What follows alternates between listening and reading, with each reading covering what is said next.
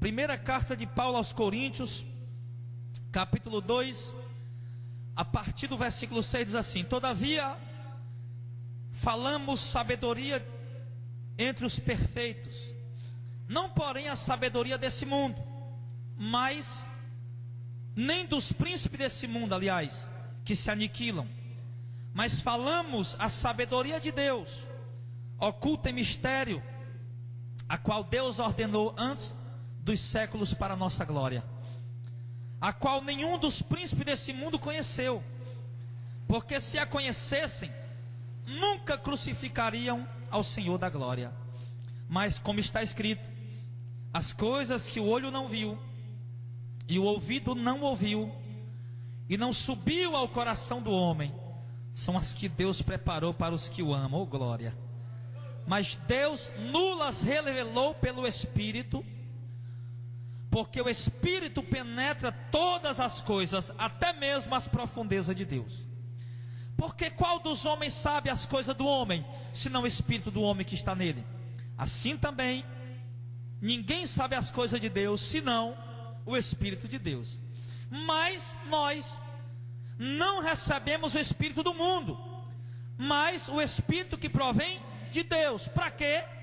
Para que pudéssemos conhecer o que nos é dado de graça por Deus, as quais também falamos, não com palavras de sabedoria humana, mas com as que o Espírito Santo nos ensina, comparando as coisas espirituais com as espirituais. Ora, o homem natural não compreende as coisas do Espírito de Deus, porque lhe parece loucura, e não pode entendê-las, porque elas se discernem espiritualmente. Amém, igreja? O apóstolo Paulo, a palavra de Deus falando de algo que para nós é um grande privilégio, é algo extraordinário, simplesmente acima de qualquer compreensão. Paulo vem falando o seguinte, que ele diz que nós estamos falando sabedoria entre os perfeitos, não porém a sabedoria desse mundo, nem dos príncipes desse mundo, porque eles estão se destruindo, se aniquilando. Então Paulo está falando, irmão, que ele está pregando, ensinando uma sabedoria para aqueles que são perfeitos no entendimento. E que sabedoria é essa que Paulo vem ensinando? Que a palavra de Deus foi revelada.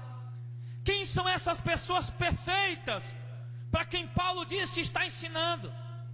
Eu quero que você entenda uma coisa, que os padrões de Deus é diferente dos padrões do homem. A visão de Deus é diferente da visão do homem. Está escrito assim em uma passagem no profeta Isaías.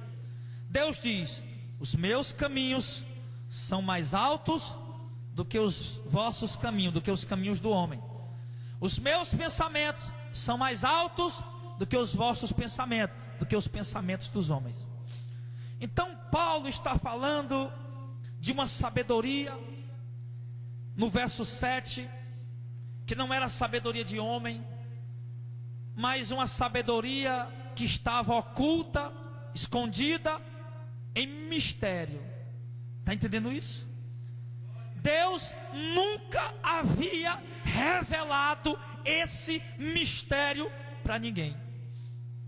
Deus nunca havia falado desse mistério para ninguém. Estava escondido. Não é o que o texto está dizendo aqui? Mas falamos a sabedoria de Deus oculta, né? Escondida em mistério, a qual Deus ordenou antes dos séculos para a nossa glória. Entenda isso aqui, irmão. Havia um mistério escondido com Deus antes dos séculos, ou seja, antes que o mundo viesse a existir, antes que Deus criasse Adão e Eva, antes que Deus colocasse o homem sobre a terra, havia um mistério guardado com Deus. Aí Deus colocou o homem sobre a terra, aí veio Adão, veio Noé, veio Abraão, veio Isaac, veio Jacó, veio as 12 tribos de Israel. Depois, aí veio João Batista, veio os profetas, aliás, veio primeiro os reis, aliás, veio primeiro os juízes, veio depois os reis, veio os profetas nesse período. Só que até aí, ninguém conhece esse mistério. Grandes profetas como Isaías não conheciam esse mistério. Grande profeta como Jeremias, homens que Deus falava com ele face a face, como Moisés, como um escolhido de Deus, Abraão. Ele diz que todos aqueles que têm fé são filhos de Abraão. Não conheceram esse mistério. O mistério estava escondido. O próprio Salomão, que foi o homem mais sábio que pisou sobre a terra, Deus não revelou esse mistério para ele. Havia um mistério guardado com Deus, irmão. Havia um mistério. E esse mistério, Deus havia ordenado esse mistério antes que o mundo viesse a existir. E no verso 8 diz que nenhum dos príncipes desse mundo conheceu esse mistério, porque se conhecessem esse mistério, nunca teriam crucificado o Senhor da glória. Os príncipes, as autoridades, os poderosos, os ricos, os grandes, não conheceram esse mistério. Quando Deus começou a revelar ele, porque se eles tivessem conhecido esse mistério tão grande, tão extraordinário, eles não teriam crucificado Jesus. Mas por que dizer isso? Quem era Jesus, irmão? Olhando para Jesus assim, era um homem comum. Nós temos aqui algumas pessoas, várias pessoas reunidas hoje no culto, e se você olhava para Jesus ali, irmão, ele não era diferente de nenhum homem normal. Jesus era um homem de aparência normal, com roupa normal, chinelo normal, falava normal como qualquer pessoa. Era um homem normal, um homem que trabalhou, que foi carpinteiro, um pregador como qualquer outro pregador. Olhando para Jesus, você via ali um homem simples, um homem comum, um homem normal como qualquer outro. Era assim. Mas Jesus, ele manifestava o mistério que Deus havia escondido. Em Jesus Cristo, entenda aqui, pastor, que mistério é esse? Você fala do mistério, bem no começo da pregação, e que mistério é esse? Jesus era o mistério de Deus. Jesus é o mistério de Deus, que Deus revelou. Por quê? Preste atenção no que diz o verso 9. Mas como está escrito: as coisas que olho não viu. Olha o que Jesus veio trazer para nós. Jesus é o mistério de Deus, e Ele veio desvendar os mistérios de Deus para nós. E olha o que é que Jesus veio trazer para nós: coisas que o olho não viu. Deus veio trazer para nós, por intermédio de Jesus, esse mistério que Deus tinha revelado. Era algo que os olhos humanos nunca tinham visto, e o ouvido não ouviu. Esse mistério que Deus revelava agora em Jesus era algo que o ouvido do homem nunca ouviu falar, era algo que os ouvidos dos homens nunca ouviu contar. Esse mistério que Deus revelava em Cristo agora, como ele diz aqui, era algo que não subiu ao coração do homem. Ou seja, o mistério de Deus é tão grande, tão extraordinário, tão sublime, que é algo que nunca subiu ao coração do homem. Ou seja, que o homem nunca imaginou na vida que podia existir um mistério como esse. Mas que mistério é esse? Abra. Aí ele diz aqui, ó: mas são as que Deus preparou, esse mistério, são as que Deus preparou para os que o amam. Final do verso 9. Um mistério extraordinário, ninguém nunca viu, ninguém nunca ouviu falar, ninguém nunca imaginou, mas foi o que Deus preparou para quem ama Ele. Que mistério é esse? Vamos lá para Apocalipse 21. Apocalipse capítulo 21, último livro da Bíblia. É fácil de encontrar, irmão. Ajuda aí. Dá uma carreira aí, irmão. Olha o mistério aqui revelado agora. Ninguém sabia que existia isso. Ninguém sabia que esse mistério existia. Ninguém entendia isso. E agora Deus, Ele diz que nunca ninguém viu, nunca ninguém ouviu, nunca ninguém imaginou, mas foi o que Deus preparou para quem ama Ele. Mas antes de nós ler Apocalipse 21, eu lhe pergunto: quem são as pessoas que amam a Deus? Porque Deus preparou esse mistério para as pessoas que amam a Ele, amém? Quem são aqueles que amam a Deus? É aquele que diz eu amo a Deus? Não. É aquele que mostra com a sua vida, com as suas atitudes. Aqueles que amam a Deus, Jesus Cristo disse lá em João, no Evangelho de João: se vocês me amam, vocês guardarão os meus mandamentos, a minha palavra. Ou seja, Deus preparou um mistério. Ninguém nunca viu, ninguém nunca ouviu, ninguém nunca imaginou. Mas esse mistério está reservado para um povo, para alguém. Quem é esse povo? Para aqueles que amam a Deus. E quem é o povo que ama a Deus? O povo que obedece a palavra de Deus, a palavra genuína, a palavra verdadeira, a palavra legítima. Para esse povo. E o que foi que Deus guardou para esse povo? Apocalipse 21.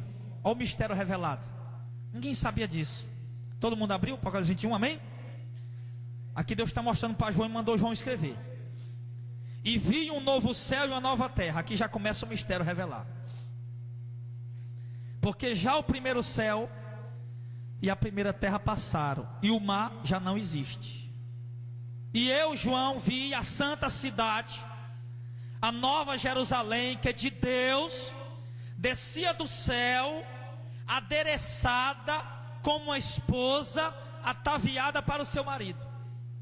E ouvi uma grande voz do céu que dizia: eis aqui o tabernáculo, a morada de Deus com os homens, pois com eles Deus habitará, e eles serão o seu povo, e Deus mesmo estará com eles, e será o seu Deus. Olha o mistério que Deus tinha guardado desde a antiguidade e ninguém sabia. Uma cidade santa, que Ele construiu no céu, que está guardada no céu, está guardada lá, está pronta lá, está feita. E essa cidade, a Bíblia diz que é o tabernáculo de Deus com os homens, é a morada de Deus com os homens, e Deus mesmo vai habitar conosco. Mas Ele continua dizendo, falando mais desse mistério, e, verso 4: e Deus limpará dos seus olhos toda lágrima. Lá não vai ter lágrima, e não haverá mais morte. Lá não vai ter morte, como a gente tanto vê.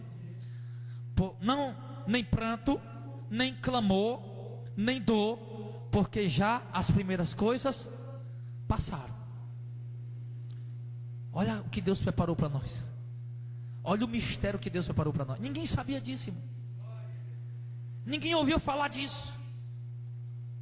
E aí a gente começa a perceber, lendo isso aqui hoje, se vale a pena ou não amar a Deus, se vale a pena ou não obedecer a palavra de Deus, se vale a pena ou não andar nos caminhos do Senhor, se vale a pena ou não resistir ao pecado, resistir às tentações, para herdar isso aqui, esse mistério que Deus guardou desde os tempos de irmão.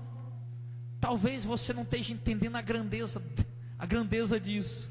Eu acredito que alguns estão, pelo menos, entendendo a grandeza disso aqui. O que os profetas, muitos morreram, achavam que ia morrer, e ia se acabar, e que não tinha mais nada depois da mãe morrer, e ali não tinha mais nada.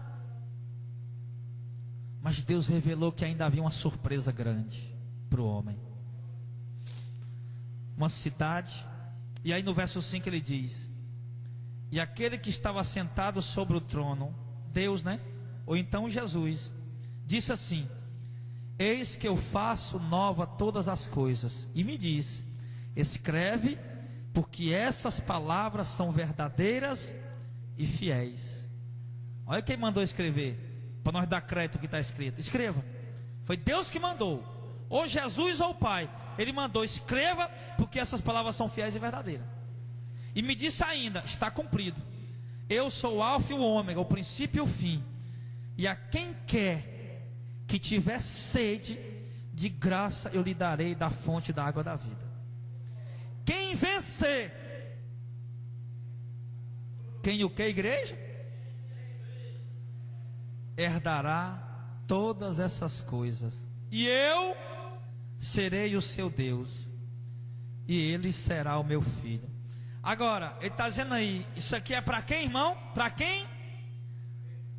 Para quem vencer. Para quem é, irmão? Para quem vencer. Vencer o que, meu filho?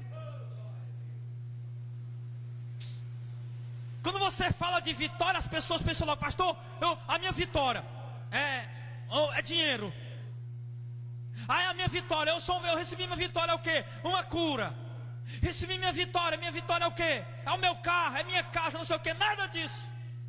Deus está falando aquele que venceu o quê? Aquele que venceu o pecado, aquele que venceu o mundo, aquele que resistiu os desejos da carne, aquele que fugiu da prostituição, do adultério, do vício, da fornicação, aquele que vencer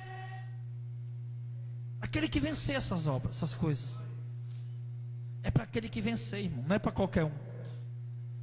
Não é para qualquer um. Não, isso que não está aberto para qualquer um, não, irmão. É para quem tem sede, para quem quer. Mas já não é para qualquer um ao mesmo tempo, porque é para aquele que vencer.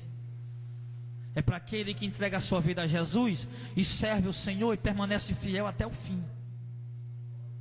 Não é para aquele que anda na igreja com um pé dentro da igreja e outro pé no mundo. Não é para aquele que está aí, tá andando metade na palavra, uma metade no desmantelo. Não. Para aquele que está firme. É para aquele que se entrega. É para aquele que se dedica. É para aquele que busca. É para aquele que paga o preço. É para aquele que crê. É para aquele que acredita. É para aquele que ama a Deus. E diante disso aqui, irmão, tem mais. Mas diante disso que eu li, a gente começa a perceber o quanto vale a pena abrir mão do mundo. O quanto vale a pena abrir mão do pecado que satisfaz a carne. O quanto vale a pena abrir mão das coisas que o mundo oferece. A gente começa a perceber o quanto vale a pena, irmã Marlene, a gente se firmar na casa de Deus, na palavra de Deus. Embora venha o desânimo, embora venha a tristeza, embora venha a perseguição, humilhação, embora às vezes a gente se sinta esgotado, sem força, mas a gente percebe o quanto vale a pena a gente perseverar, porque a gente vai herdar isso aqui. Ele diz aqui: eu serei o seu Deus e ele será o meu filho. Verso 8: mas quanto aos tímidos, aos incrédulos, aqueles que não acreditam, aos abomináveis. Abominável é qualquer coisa como fizer de abominável. Está relacionado à idolatria, está relacionado ao adultério, qualquer coisa, estupro, qualquer coisa que é abominável. Aos homicidas, aqueles que matam os outros. Aos fornicadores, aqueles que fazem sexo sem estar casado. Aos feiticeiros, né? Feiticeiro quem é? É os bruxos, macumbeiros, aqueles que mexem com bruxaria. Aos idólatras, aqueles que adoram as imagens de escultura. E a todos os mentirosos, a sua parte será no lago que arde com fogo e enxofre, que é a segunda morte. Então esses não vão herdar o que Deus prometeu. Aí ele diz assim no verso 9: e veio um dos 7 anjos que tinha as 7 taças cheias das últimas 7 pragas, e falou comigo dizendo: vem, eu te mostrarei a esposa, a mulher do cordeiro. E me levou em espírito a um grande e alto monte, e me mostrou a grande cidade, a santa Jerusalém, que descia do céu, que de Deus descia do céu, e tinha a glória de Deus. A sua luz era semelhante, olha João, em cima do monte, o anjo levou em cima do monte, ele olhando e vendo aquela cidade linda, e a luz dela, cá onde é? Verso, oh Jesus, ninguém está lendo, meu Deus, me ajuda, onde foi que eu parei, irmão? 11, e tinha a glória de Deus, e a sua luz era semelhante a uma pedra preciosíssima, como a pedra de jaspe, como cristal resplandecente. Olha o que João viu: aquela cidade com uma luz resplandecente, como uma pedra preciosa de jaspe, como um cristal que resplandece. E tinha um grande e alto muro, tinha 12 portas, e nas portas 12 anjos, e nomes escritos sobre elas, que são os nomes das 12 tribos de Israel. Da banda do nascente tinha 3 portas, da banda do norte tinha 3 portas, da banda do sul tinha 3 portas, da banda do poente tinha 3 portas. E o muro da cidade tinha 12 fundamentos, e neles os nomes dos 12 apóstolos do Cordeiro. E aquele que falava comigo tinha uma cana de ouro para medir a cidade, e as suas portas, e o seu muro. E a cidade estava situada em quadrado, era quadrada a cidade, e o seu comprimento era tanto igual como a sua largura, e mediu a cidade com a cana até 12.000 estádios, que dá 2.200 quilômetros, e o seu comprimento também, e a sua largura também eram iguais, e mediu o seu muro de 144 côvados, que dá aproximadamente 65 metros de largura, conforme a medida de homem, que é a medida de anjo. E a fábrica, o seu muro foi fabricado de jaspe, e a cidade é de ouro puro, semelhante ao vidro puro. Você está entendendo aí, irmão, o que é que Deus guardou para nós? Você está entendendo por que é um mistério? Você está entendendo aí por que é que olho nunca viu isso? Olho nunca viu, ouvido nunca ouviu, ninguém nunca pôde imaginar que existia algo assim. Aí Deus mostrou para João mostrar para a igreja, escrever para a igreja. E aí a gente lê isso aqui e fica doido para ver também. Mas tem só mais um pouquinho de paciência, irmão, que tu vai morar lá, amém? Glória a Deus. Tem um pouquinho de paciência que essas tribulações vai passar, essas doenças vai passar, essas lutas vai passar, essas angústias vai passar, e tu vai morar lá. Vai morar lá. Você vai morar lá. Vai. Aí dá para você imaginar, irmão, a grandeza disso. A pessoa, irmão João, nós todos vestidos de branco lá, com as asinhas batendo asa. As asas é brincadeira, né? Não vai ter asa não. Aí nós tudo de branco lá e olhando, irmão João, que maravilha, olha aí, rapaz, olha aquela praça ali, irmão, olha. E aqui nem de noite fica, é dia direto, ninguém se cansa, ninguém se fadiga, ninguém escuta falar, não tem delegacia, não tem presídio, não tem frotinha, não tem frotão, não tem gonzaguinha, não tem gonzagão, não tem UPA, não tem nada disso, porque ninguém adoece, porque não existe maldade, não tem fome, não tem necessidade, não tem escassez. É lá onde nós vamos morar, irmão. É um mistério de Deus revelado para nós. Onde foi que eu parei, meu irmão? 19? Aí, olha aí, olha a boniteza da cidade, né? O muro é de jaspe, uma pedra preciosa, né? O muro todo, e a cidade toda é de ouro puro. Aí no verso 19 ele diz: e os fundamentos da cidade estavam adornadas de toda pedra preciosa. Agora nós não vamos ler os fundamentos, não, vamos pular essa parte, depois você pode ler em casa, para a gente poder apressar um pouco. E nela, aí João diz: e nela eu não vi templo, na cidade eu não vi templo, porque o seu templo é o Senhor, Deus Todo-Poderoso e o Cordeiro. E a cidade não necessita de sol nem de lua. Aí, irmão, e já pensou? De dia a gente não vê o sol, de noite não vê lua nem estrela, para que nela resplandeça, porque a glória de Deus a tem iluminado, e o Cordeiro é a sua lâmpada. E as nações andarão na sua luz, e os reis da terra trarão para ele a sua glória e a honra, e as suas portas não se fecharão de dia, porque ali não haverá noite. Lá não tem noite, vamos dormir agora, estamos cansados. Lá não tem isso não, irmão. A gente não entende isso porque aqui a gente cansa, lá ninguém cansa. Lá a gente é igual a Deus, igual a Jesus. Ninguém cansa. Se acordar, Deus não dorme. Você acha que Deus dorme? Quem acha que Deus dorme aí? Você acha que Deus tem trabalho para fazer todo dia, irmão? Deus trabalha muito, né? Porque Deus tem que cuidar do mundo todo. Mas Deus não cansa, Deus não dorme, e assim vamos ser a gente também. E aí, ele diz que as portas não se fecharão, e lá não haverá noite. Verso 27: e não entrará nela coisa alguma que contamine, ou que cometa abominação e mentira, mas só aqueles que estão escritos no livro da vida do Cordeiro. Está com o nome no livro da vida, irmão? Aí tem mais.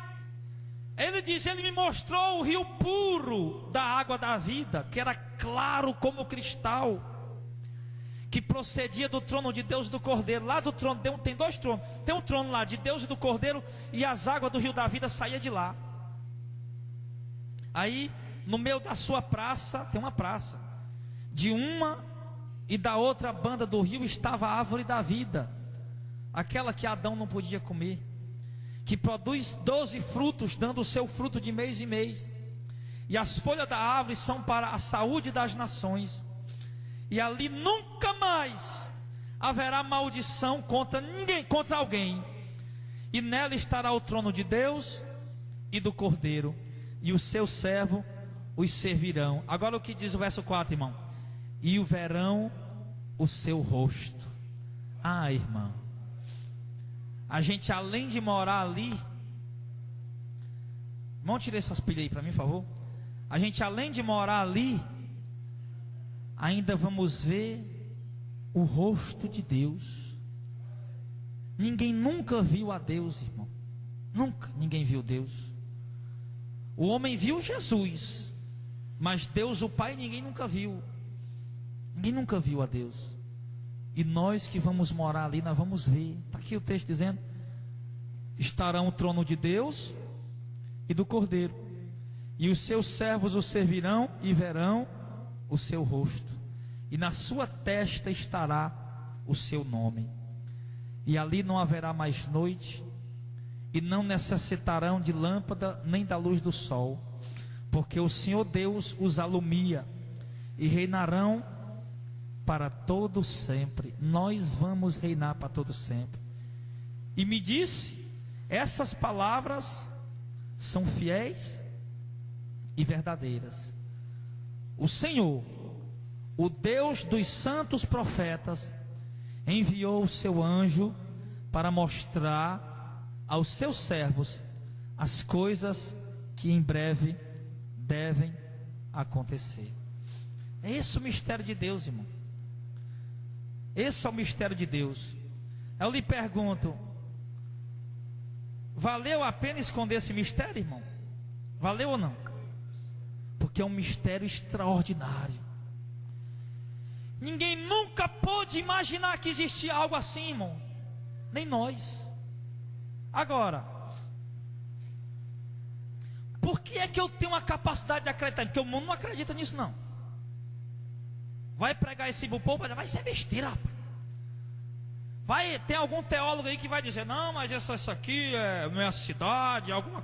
Tem algum teólogo aí que vai conversar um monte de besteira em cima disso aqui. Eu não tenho nem medo do que eu estou dizendo. Tem teólogo que quer saber demais, vai conversar um monte de besteira, vai dizer que não é uma cidade, que não é nada disso, e vai inventar um monte de coisa. Mas eu vou pelo que a Bíblia está dizendo. A Bíblia é clara. Eu acho que as pessoas não conseguem compreender a Bíblia direito, porque eles mistificam demais, irmão. Sabe? Eles querem inventar demais, e a Bíblia é tão simples, está aqui. Deus mostrando claramente, está ou não está? Deus mostrando claramente. Agora, por que é que muitos não têm a capacidade de acreditar nisso e eu tenho? Por que é que para muitos esse mistério ainda está escondido? Por que para muitos isso não existe? Ninguém acha que existe isso no céu. Às vezes eu estou em casa orando, eu olho para o céu e eu imagino: meu Deus, depois desse céu, acima de tudo isso, está a tua glória, tudo brilhando, milhões e milhões de anjos estão te adorando, e a cidade está lá guardada para aquele grande momento. Eu olho para o céu e fico imaginando essas coisas, porque eu leio, eu presto atenção no que está escrito, eu fico olhando e imaginando, está tudo aí guardado para se manifestar. Mas por que é que nós temos a capacidade de crer? Está escrito aqui no verso de número 10: mas Deus nulas revelou pelo Espírito, porque o Espírito penetra todas as coisas, ainda as profundezas de Deus. Irmão, nós só temos a capacidade de compreender isso porque Deus nos revelou isso por meio do Espírito. Só quem pode entender isso é quem tem o Espírito de Deus. Ele diz: qual dos homens sabe as coisas do homem, senão o Espírito do homem? Olha, todos nós aqui temos segredo que ninguém sabe, é ou não é? Todos nós. A mulher tem segredo que o marido não conhece. Não é segredo errado não, não, é segredo mesmo que tem a gente, só entre a gente e Deus, não é? Mas todo mundo tem segredo que ninguém conhece. O pastor não sabe, o irmão não sabe, o pai não sabe, a mãe não sabe, os filhos não sabem, a mulher, o marido, ninguém sabe. É algo que está guardado dentro de você. Só você e o teu espírito sabe, não é isso? É como ele diz aqui, ó: qual dos homens sabe as coisas do homem, senão o espírito do homem que está nele? Tem coisa, irmão, que só você e o teu espírito sabe, e Deus, claro. Assim também ninguém sabe as coisas de Deus, senão o Espírito de Deus. Eu abraço minha mulher todo dia, eu beijo a minha esposa todo dia, a gente faz amor, estamos tão perto um do outro, mas mesmo assim eu não consigo saber o que está guardado dentro do espírito dela, amém? E assim, irmão, da mesma forma, é o Espírito de Deus. Ele diz: assim também ninguém sabe as coisas de Deus. Ninguém sabe as coisas de Deus, senão o Espírito de Deus, amém? Mas, verso 12: mas nós não recebemos o Espírito do mundo, porque o Espírito do mundo sabe das coisas do mundo, mas recebemos o Espírito que provém de Deus. Para quê? Nós, o povo de Deus, não recebemos o Espírito que vem do mundo, nós recebemos o Espírito que vem de Deus, ou seja, o Espírito de Deus. Para quê? Para que eu recebi o Espírito de Deus? Está aí no verso 12: para que pudéssemos conhecer o que nos é dado gratuitamente por Deus. Você, irmão, tem o Espírito Santo. Deus te deu o Espírito Santo para que você pudesse conhecer o que Deus te deu totalmente de graça. Nós temos a capacidade de crer que existe esse reino, que existe essa nova Jerusalém de ouro, onde não há doença nem morte, porque Deus nos deu o Espírito dele. O Espírito é como eu estava falando aqui do exemplo da mulher. É como se pegasse o Espírito da minha esposa e colocasse dentro de mim. Aí eu ia entender, ia descobrir tudo que estava guardado dentro dela, amém? Se você pegasse o espírito da sua mulher, ou o espírito do seu marido, pegasse o espírito dele e colocasse dentro de você, aí você ia entender tudo. Por quê? Porque o espírito dele sabe tudo que está dentro dele. Assim nós conhecemos os mistérios de Deus. Assim Deus revelou o mistério dele para nós. Por quê? Porque Deus colocou dentro de nós o espírito dele, irmão. Você tem o Espírito de Deus dentro da sua vida, amém, meu irmão? O Espírito de Deus habita dentro da tua vida, dentro do teu coração. Deus anda contigo. Para onde você vai, Deus está contigo. Aonde você entra, Deus entra contigo. Quando você sai, Deus sai contigo. Quando você dorme, Deus está contigo. Aonde você vai, aonde você estiver, o Espírito de Deus estará sempre com você, amém, meu irmão? O Espírito de Deus estará sempre com você. E a Bíblia diz: ora, o Senhor é o Espírito, e onde está o Espírito do Senhor, aí a liberdade. Deus é o próprio Espírito, porque Deus é Espírito. Deus é Espírito, irmão. Quando a Bíblia diz que o Espírito de Deus está dentro de mim, a Bíblia está dizendo com toda autoridade, com toda verdade, que o próprio Deus habita dentro de mim. Isso é maravilhoso, isso é extraordinário. É isso que nos dá compreensão para entender.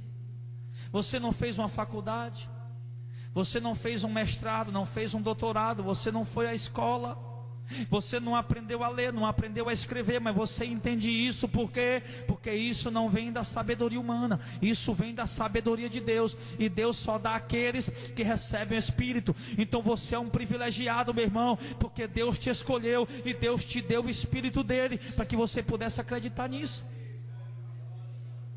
Você é um privilegiado. Nós somos privilegiados.